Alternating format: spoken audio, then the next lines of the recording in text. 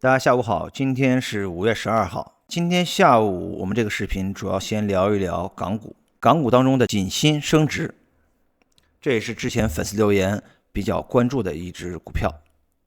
那么从目前周线上整体的一个形态上来说，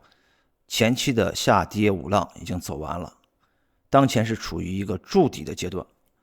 所以如果后期这个筑底阶段完成，那么整体向上反弹或反转的一个上涨空间都是比较大的。那下来我们通过波浪理论的层层分解来看一下支撑以上结论的一个理由。这只港股上市时间应该是在2019年的年中，那么上市之后是经历了一波上涨，最高涨到了 24.55 港币 24.55， 从 24.55 一直到24年的年初2月份，低点是 2.05 港币，它是走完了这一次向下的一波完整的下跌五浪形态。1、2、3、4、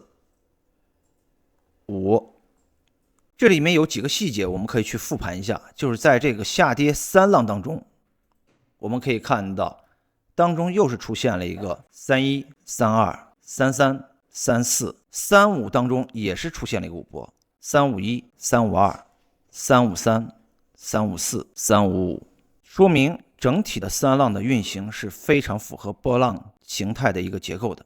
那么之后就是进入到了一个反弹的阶段，四浪调整。那么这个四浪我们可以看到当中的四浪 A 走完，四浪 B 再次创出了新低，反身向上，四浪 C 创出了四浪 A 的高点。那整体的形态在此处形成了一种扩散的一个走势，它也属于调整形态当中比较经典的走势。那么既然这个下跌五浪已经在 2.05 结束了，那么可以说从 2.05 开始，其实这只港股它是已经进入到了一个反弹周期。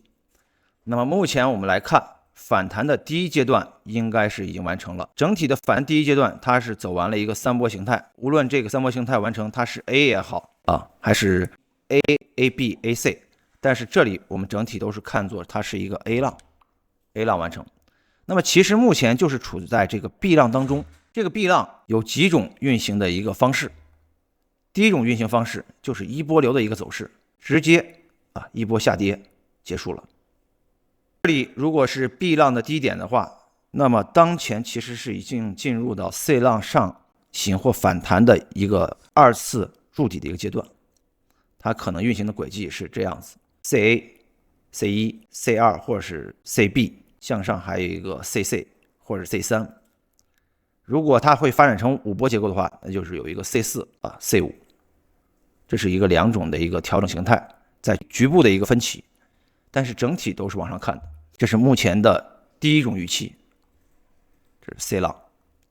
或者是在这里完成了 C 浪。好，整体的反弹结构，这是第一种预期。我们再说第二种预期，就是目前的这个 B 浪并没有完成，之前下跌的这一波只是 BA， 目前是处于一个 BB 的一个反弹。BB 反弹结束之后，向下还会出现一个 BC， 等 BC 结束， B 浪的三波调整结束，那么后期才会开始 C 浪反弹的一个真正走势。这就是以上两种筑底形态的不同造成的短期的一个回撤的所看的幅度不同，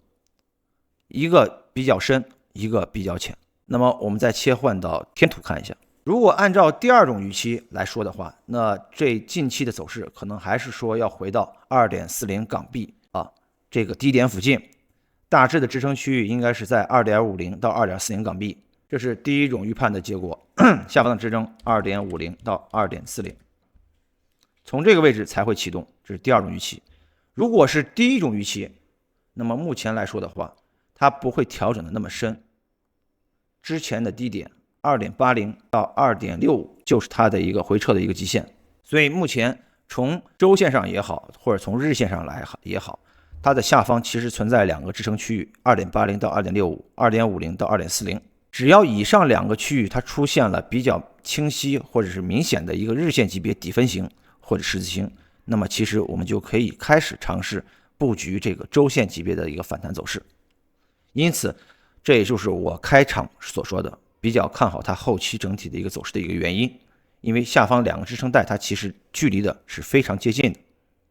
那好，我们再返回到这个周线图，以上无论哪一种走势出现，那下方我们都要做好一个防守，这个防守就是24年9月份的一个低点 2.07，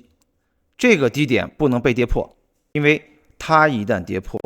意味着之前下跌的第5浪走势并没有结束，后期还会向下再创出一个新的低点 2.07， 如果跌破 2.05 这个低点一定会被跌破啊，所以关键点位在 2.07， 这个位置就是可以成为我们后期整体向上看反弹的一个防守的一个位置。以上就是今天下午第一只港股，我们通过波浪形态结构的一个分析得出的一个相对看好后市的一个结论。那么如果大家有其他感兴趣的品种也可以留言，那么我们也会寻找一些结构清晰、波浪形态明显的品种一一分享给大家，同时也可以作为波浪教学的一部分。好，今天下午的视频到此结束，我们下一期再见。